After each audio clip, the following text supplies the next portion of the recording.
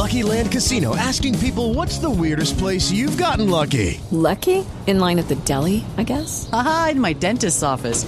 More than once, actually. Do I have to say? Yes, you do. In the car before my kids' PTA meeting. Really? Yes. Excuse me, what's the weirdest place you've gotten lucky? I never win and tell. Well, there you have it. You can get lucky anywhere, playing at LuckyLandSlots.com. Play for free right now. Are you feeling lucky? No purchase necessary. Void where prohibited by law. 18+. Terms and conditions apply. See website for details.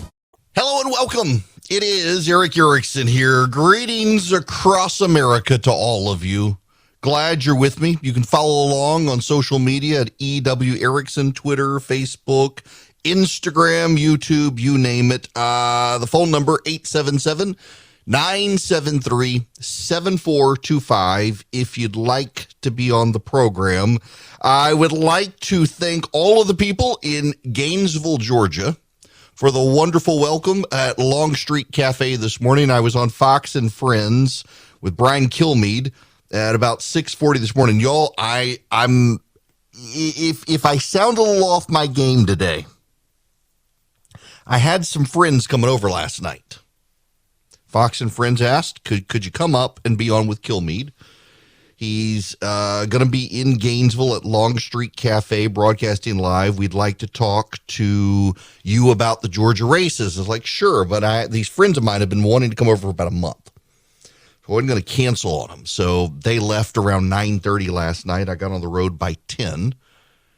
My assistant had gotten me a hotel room. Well, when I got close, I realized there was a hotel closer, and so I tried to call to see if they might have had a cancellation or something, and they didn't. My car GPS rerouted me to that other hotel, and I didn't realize it. So I showed up at the hotel 12:15 in the morning, and they said, we're very sorry, you don't have a reservation here. Give me your confirmation number. Gave her the confirmation number. She says, actually, your hotel is in Dawsonville, Georgia, not Gainesville, Georgia. It's about 30 minutes from here.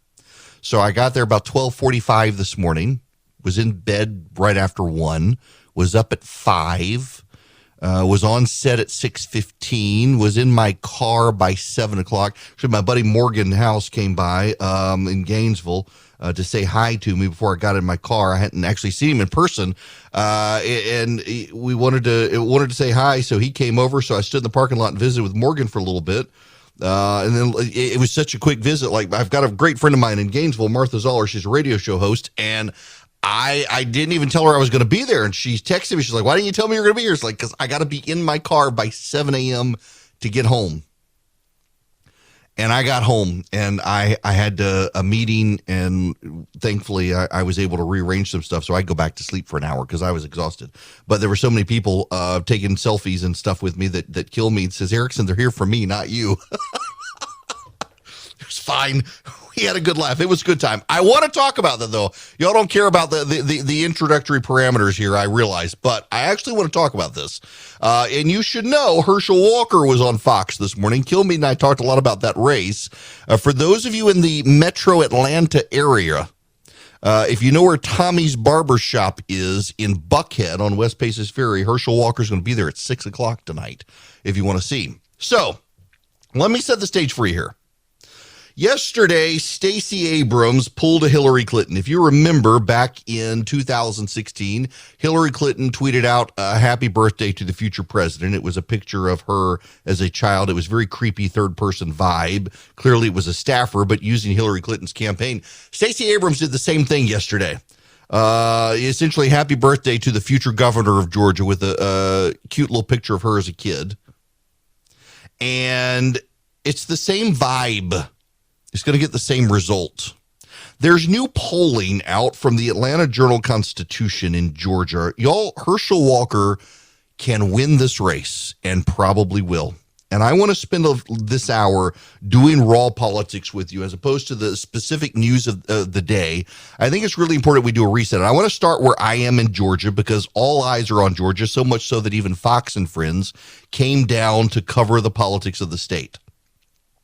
I'm going to begin with the governor of Georgia and pivot to the Senate seat with Herschel Walker and why he's probably going to win. Let's start with governor.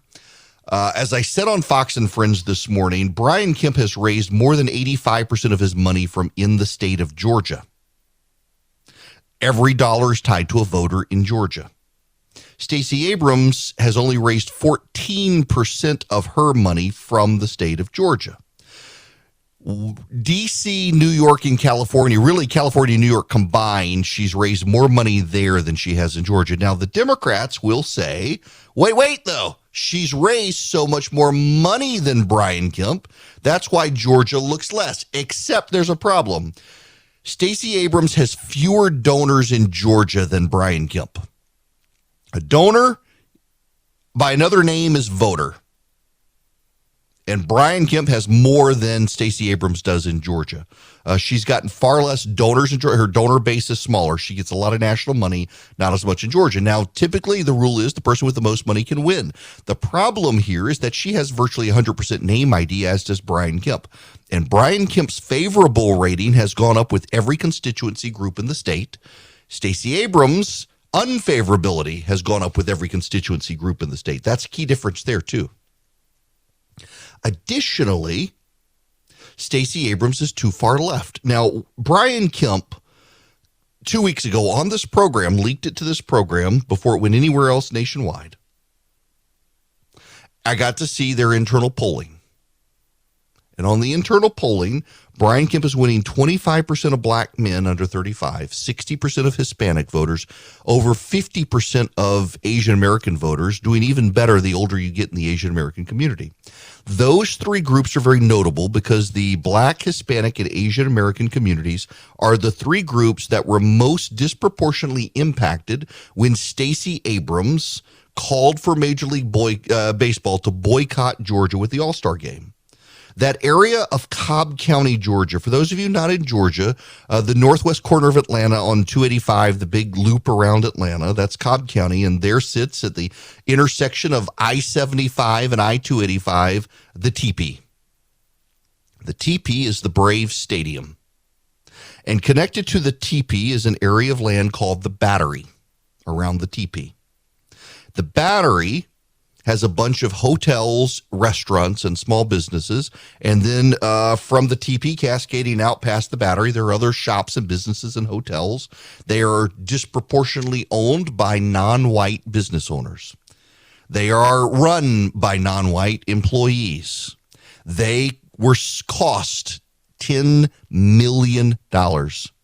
The economic impact in that immediate area to non-white businesses of Major League Baseball pulling out of Atlanta at Stacey Abrams' urging was $10 million. It is not a coincidence that Brian Kemp is winning a quarter of young black men and a majority of Asian American and Hispanic American voters because those people got screwed by Stacey Abrams.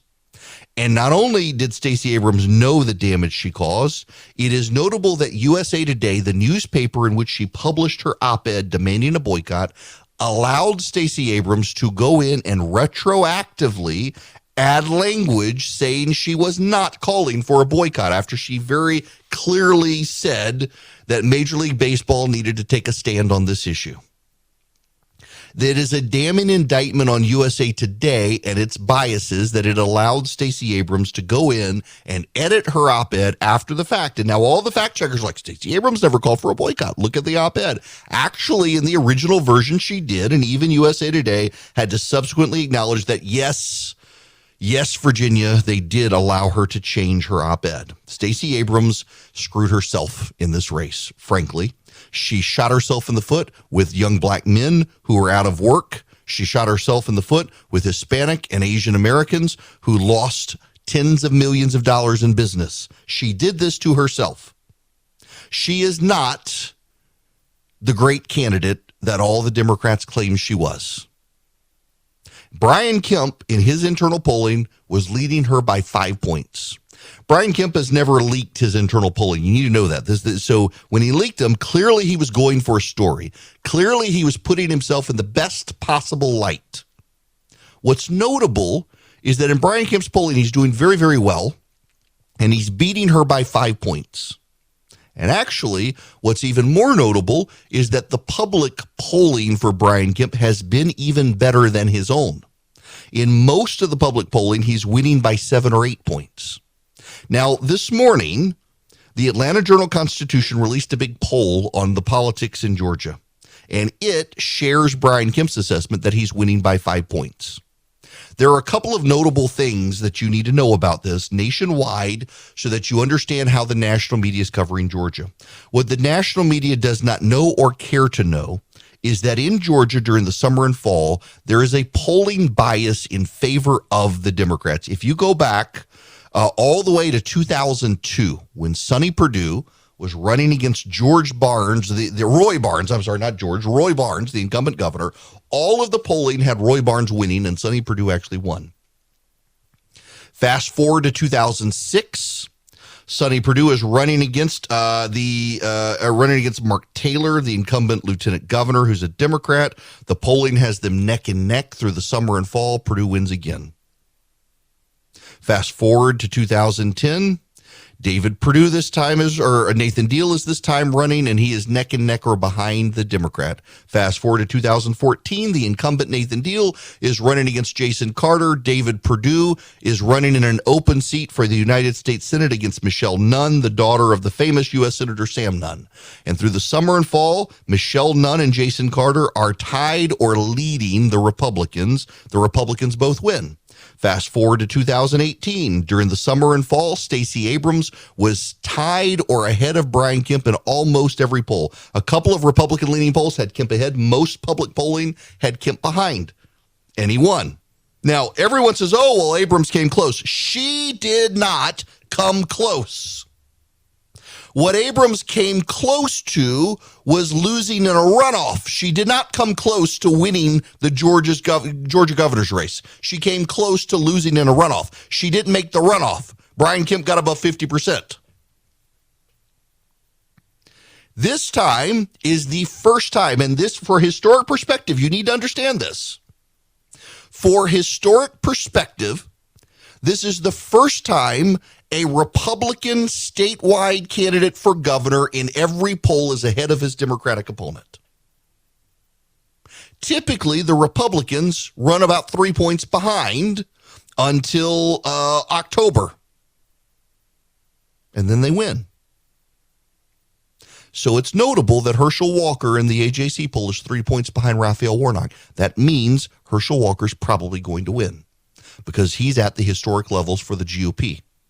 Herschel Walker has turned up his campaign, put in some new people, gotten rid of some old people, brought in some reinforcements. He's just starting the ad campaign. Why does polling go against the GOP in the summer and fall in Georgia? Well, you got vacations, you got kids going back to school, you've got holidays, you got Republicans don't talk to pollsters until right before the election. There have been historic biases, and it's always vacations. It is churches on Wednesday and Sunday.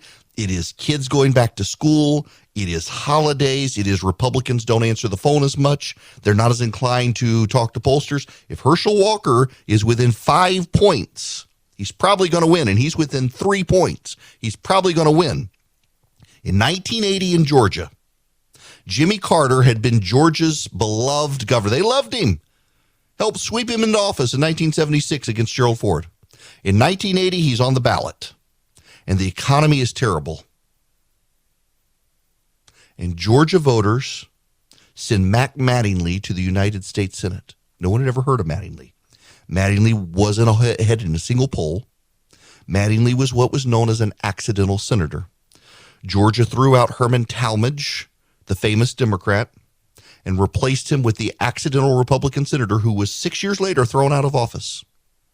There were 6 Republicans in 1980 who accidentally got elected to Congress. No one saw it coming. They were ahead in not a single poll, and they all went to Washington because Jimmy Carter was so unpopular and the economy was so bad. The Republicans accidentally got elected, and these 6 Republicans all served just one term before they were turned out of office. But the voters were furious, including the Georgia voters, who were furious at their own Jimmy Carter, who 4 years before they had sent to Washington after giving him the governor's mansion. Joe Biden is more unpopular in Georgia today, and Georgia's economy is suffering more under Joe Biden than it was under Jimmy Carter. Herschel Walker is going to pull this race out and win, and Brian Kemp is already beating Stacey Abrams. The Democrats, their path to holding the Senate is growing narrower and narrower. Hello there, it is Eric Erickson here. If you want to get the daily show notes, the links to all the stuff we put in the show, and I got to give Philip a lot of credit for putting this together today without much help from me because I was on the road and then had to take a nap before I could do the show, given the schedule. But he got everything in that I'm talking about, so good for him working on the fly there. You can text the word data to 33777. You can subscribe, paid subscribers. It's only $7. You get the show notes. You get all the links to all the stuff I talk about in the show. Text data to 33777. Now, again, I said I'm going to spend a lot of time on the state of play of the election this hour. You do need to know there's an interesting data point here. In 2020, young people loved Joe Biden. 60% of 18 to 29-year-old voters cast a ballot for Joe Biden in 2020. Now, 94% of them say he should not run again. The economy is the biggest issue here. The economy is a disaster, and it's dragging them down, all the Democrats.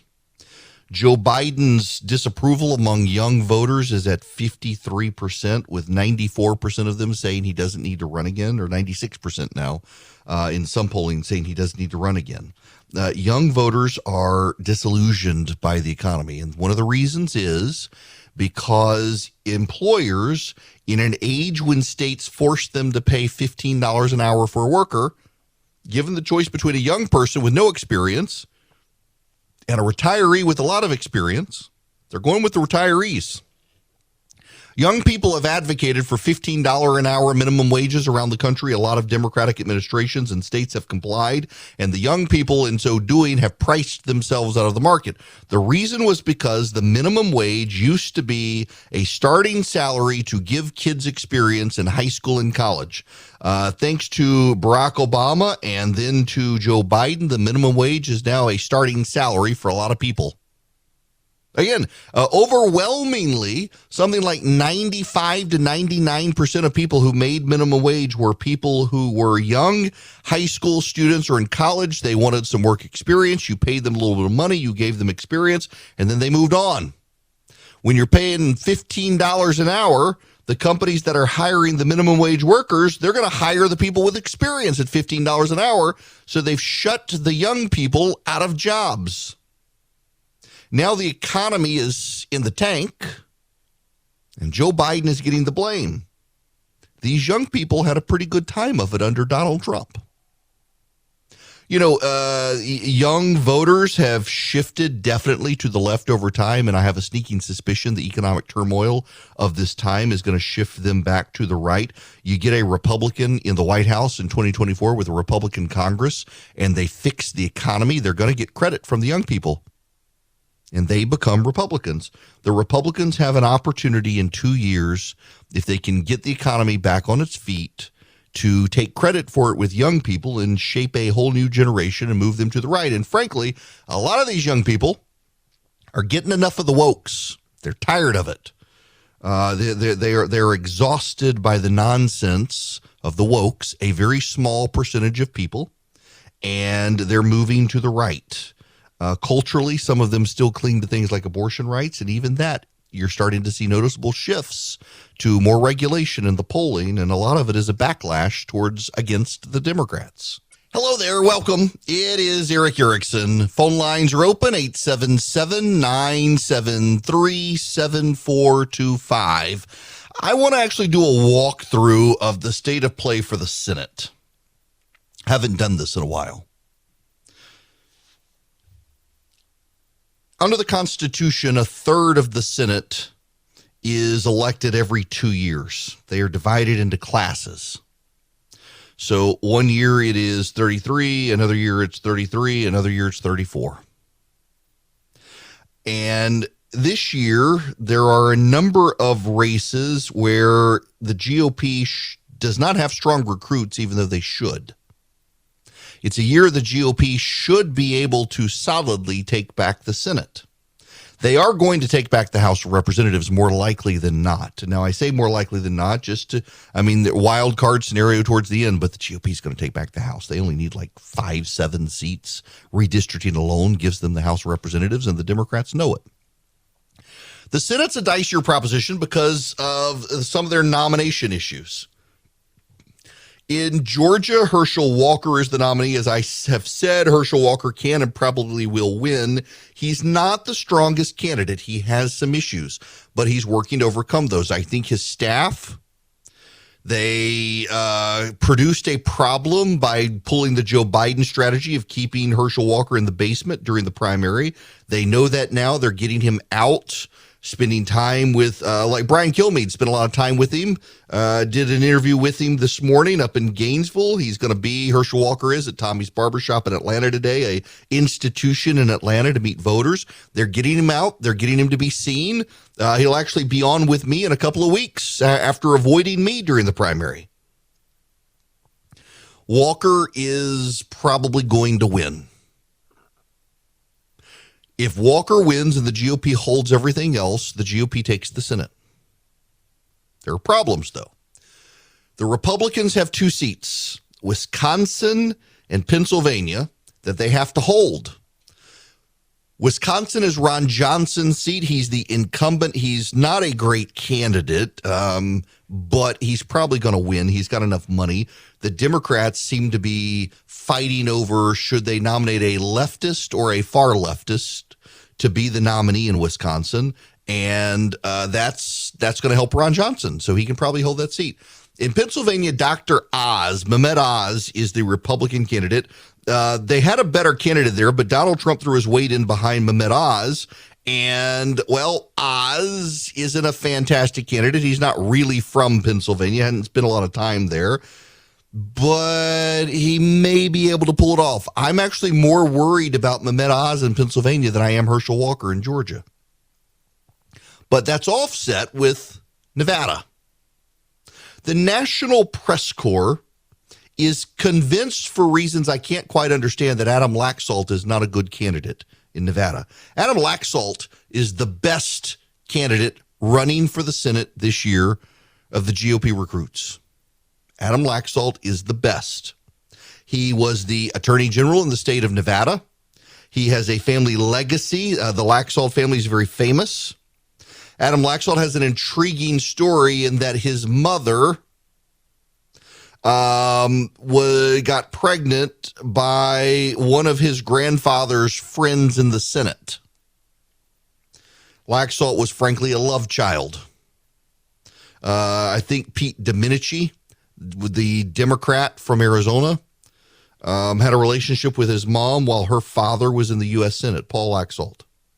And Adam was the product of that relationship. And the Laxalt family claimed him and raised him, and he got into politics. He is a wicked smart guy. He was Ron DeSantis' roommate for a while. He's wicked smart, super conservative, wonderful human being, by the way. He is one of the nicest people in politics. He is a very, very nice person. I like him tremendously. I know him, and he is a fantastic candidate. He ran for governor, and the headwinds were against the GOP just too strong, and he lost in 2018. And he's come back now, and I think he's going to win. And that, if we lose Pennsylvania, we're offset in Nevada. In Missouri, I have been very worried about Missouri. Missouri is a Republican hold. Roy Blunt, the incumbent Republican senator, is not running again. Eric Greitens is a former governor. He was chased out of office in scandal. Eric Greitens is a genuine sociopath.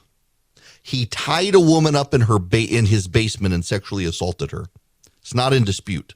The only thing that's in dispute is whether she wanted him to sexually assault her or not after tying her up. She says she did not. He says they were having a fling. He was forced out of office in an impeachment scandal in Missouri. And now he wants to run for governor. He's run a series of hyperbolic ads that have stoked just the passions of everybody. Basically saying he's going to gun down rhinos and reporters. There is an always Greitens fringe in Missouri that wants him. All of the polling now suggests he's fallen into third or fourth place. Eric Schmitt is the incumbent attorney general in Missouri. Eric Schmitt is my candidate, my preferred candidate in Missouri. He's a wonderful attorney general. He's been very aggressive fighting the Department of Justice, fighting the Biden administration, fighting for conservatives. He went into court very aggressively defending Donald Trump's positions when Trump was president, and now he's fighting Biden's positions. He replaced Josh Hawley, who had been attorney general. Josh Hawley is the guy who investigated Eric Greitens. Hawley's backing Vicky Hartzler. Hawley likes Hartzler. She's a congresswoman. I don't know her. I don't really know Schmitt very well, but I know Schmitt's record. What I know of Hartzler comes from staffers in Congress. And all of my friends who are congressional staff have said the exact same thing in separate conversations about Hartzler, that she does what's best for Vicky. She does not do what's best for Missouri or the country. And that told me everything I needed to know. In fact, as she has slipped in the polling and Donald Trump has come out and said, I'll never support her and you shouldn't either, she's refused to get out of the race. And if she got out of the race, that would improve Eric Schmitt's margins. The polling suggests that if you're not voting for Vicky, you'd vote for Schmitt, and that would hurt Greitens, and you've got to stop Greitens if you want to hold that seat because he's a sociopath. And it looks like Schmitt's pulling out on his own, which is good. He's a good dude. Ohio is another Republican must-hold. Rob Portman, the incumbent senator, is out. J.D. Vance is the candidate. Here's what you need to know in this race. There is a signal-to-noise ratio in the media about J.D. Vance. Let me speak into the camera and to everyone about this because you've got to understand this. I'm skeptical of J.D. Vance because he had been a Democrat, beloved by the media, and became a Republican after criticizing Trump. I criticized Trump, too. I don't begrudge him that, but I was never a Democrat. However, I'm also concerned that Peter Thiel is backing him. I have a lot of concerns about Peter Thiel. However, J.D. Vance has proven to be a good candidate. And I think he's tapped into a populist pulse in the nation that while I don't agree with all of it, I agree with large parts of it. And he seems to have his finger on the pulse of it. I'm impressed with him as a candidate. I was not very vocal about Ohio. He wasn't my favorite in Ohio. But I wasn't really vehemently opposed to him. I've got some friends who are vehemently opposed to him. They're free market, small government conservative guys, and they just don't like him. They think he'll be a big government populist. He's a Republican nominee, and he's a good candidate. He has run a good race. However, here's what you must understand. The national media feels betrayed by J.D. Vance. If you want the one underlying narrative in this race, what you need to understand about the media coverage of the Ohio Senate race is that reporters and media organizations feel burned by J.D. Vance because they used to put him on a lot. This is very much like the Donald Trump situation with the press. They used to put J.D. Vance on a lot. They built him up as a populist Democrat who wrote Hillbilly Elegy, now a very famous book, and then he betrayed them. Turned out he was way more Republican and conservative and populist than he was progressive Democrat. And while he is pro-union, and I am not, he is also not for massive woke government, and the media is. If you want to understand the coverage of what's happening in Ohio with J.D. Vance, you need to understand this dynamic. The media thought J.D. Vance was one of their own. They put him on national press. They made him a sensation after his book came out. They loved him. They advertised him as a populist Democrat who could make Ohio blue. And then, surprise, he ran as a Republican. After criticizing Trump, began to embrace Trump, and he won the nomination. The media feels as betrayed by J.D. Vance as they did their star of The Apprentice, who turned on them as well. That shapes all of the media coverage of Ohio. The media is fully committed to Tim Ryan, who has wooed reporters in Washington for years as a moderate would-be challenger to Nancy Pelosi, future Speaker of the House Democrat. J.D. Vance is going to win. Ohio is a Republican state. J.D. Vance will win, and the media will despise him even more for winning. I'm not worried about that race. Arizona is a race that troubles me. Like J.D. Vance, Blake Masters is being funded by Peter Thiel. I am suspicious of and nervous about Peter Thiel's involvement in the Republican Party and the conservative movement. He's not one of us. I read an interesting interview with him where he talks about his Christianity. He seems to view it as a philosophical movement, not as a gateway to eternity, and that always troubles me when billionaires embrace Christianity and talk about it as a philosophy as opposed to actually your relationship with the Almighty. He's funding some of these candidates. That troubles me when a billionaire just like George Soros and now Peter Thiel are funding a bunch of candidates and he's funding them on a populist message. I'm not a big Blake Masters fan. Again, I think he'd be a fine nominee in the general election, but he has way more baggage than J.D. Vance. I think Mark Brnovich, the attorney general there, is the guy that Arizonans should vote for. Doesn't look like he's going to pull it off, but he's won statewide. He's got a statewide operation, and he would be a great candidate to challenge Mark Kelly. Mark Kelly is the astronaut, Democrat, who votes with Joe Biden, and that in and of itself may hurt him. But Arizona is going to be tough for the GOP to beat Mark Kelly because they're having a really, really nasty Republican primary fight, and the Arizona Republican Party itself just seems suicidal, frankly. You find the worst possible candidate for the race, and the Arizona Republican Party seems to want to pick that candidate. That's a problem there. New Hampshire is undecided yet for the GOP. I actually think the GOP can pick that up. A lot of Republicans are like, oh, we need someone famous. We need a Sununu to beat Maggie Hassan, the incumbent Democrat. I don't think you do. I think you just need a normal, good Republican. If Donald Trump stays out of it and you don't pick some hardcore Trumpist in New Hampshire, I think the GOP can win that one. Maggie Hassan is not a likable candidate. She's not a very good candidate on the campaign trail. The GOP could pick that up. If the Republicans can hold Missouri, which they will as long as it's not Greitens, as long as they can hold Pennsylvania, which they probably can with Dr. Oz, as long as they can hold Wisconsin with Ron Johnson, all they need is one seat to take the Senate. They're probably going to pick up Nevada with Adam Laxalt. He's one of the strongest recruits we have this year. That means the GOP can lose Wisconsin or Pennsylvania and break even. They're probably going to win Georgia with Herschel Walker. Means the GOP takes back the Senate. And then thereafter, it's gravy. You pick up New Hampshire, you win a little more. You pick up Arizona, you win a little more. You pick up some of these other wild card seats, you win a little more. And the closer you get, the bigger your margin gets comes 2024 when the GOP could literally have a 60-seat majority in the Senate.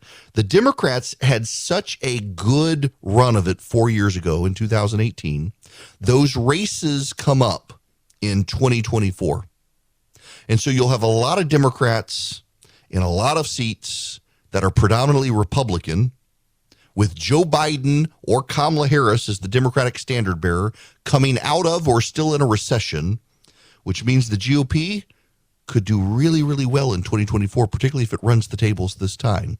I don't know that they'll take back the Senate. I think the odds are in their favor. It'll be clarifying when some of these other primaries are over. But I think Herschel Walker, if he's 3 points behind in summer polling in Georgia, he's probably winning the race. And Adam Laxalt is going to win in Nevada more likely than not, barring some sort of unforeseen situation. And as long as we can hold these other seats, the GOP takes the Senate. They're going to take the House. The Democrats know what's coming. And all they've got left is to scream about Republican extremists. If you want to help the Republicans take the House and the Senate, there's actually an easy thing you can do. You can become a customer of Patriot Mobile because they give a portion of their profits to the conservative movement to help advance the conservative cause.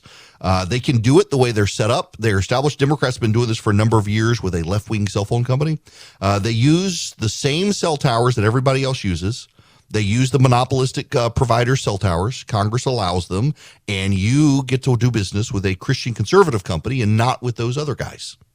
They're Christian conservatives. They give a portion of their profits to the pro-life movement. You get guaranteed service on their platform, so you don't have to worry about moving your service to them.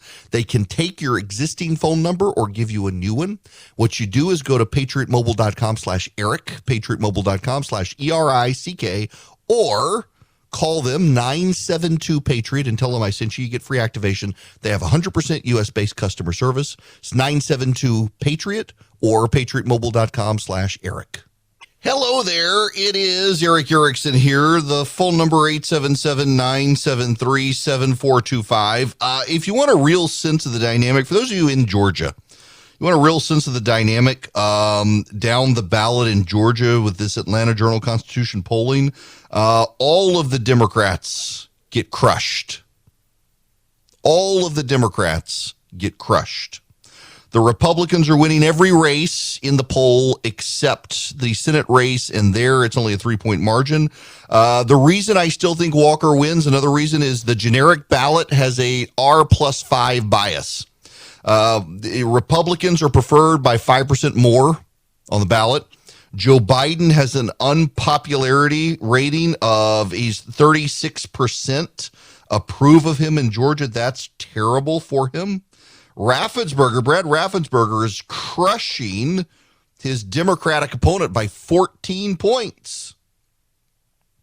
And look, there's a ballot drop-off effect that's worse for Democrats than Republicans. As you get on the ballot, the further down you go, the less often Democrats vote. It's just a dynamic Democrats have to deal with. Democrats, they'll vote for Senate, they'll vote for governor, maybe lieutenant governor, secretary of state. They start to fall off. The Republicans are going to win the attorney general's race in Georgia, the insurance commissioner's race, the ag commissioner's race, the labor commissioner's race. They're winning the lieutenant governor's race against remember, the Republican lieutenant governor is being investigated by a Democrat district attorney for the fake elector nonsense. Burt Jones did nothing wrong. He broke no law. The DA has been pulled off the case because she's holding a fundraiser for his Democratic opponent. Burt Jones is going to win that race. Brad Raffensperger is going to win his race. Brian Kemp is going to win his race.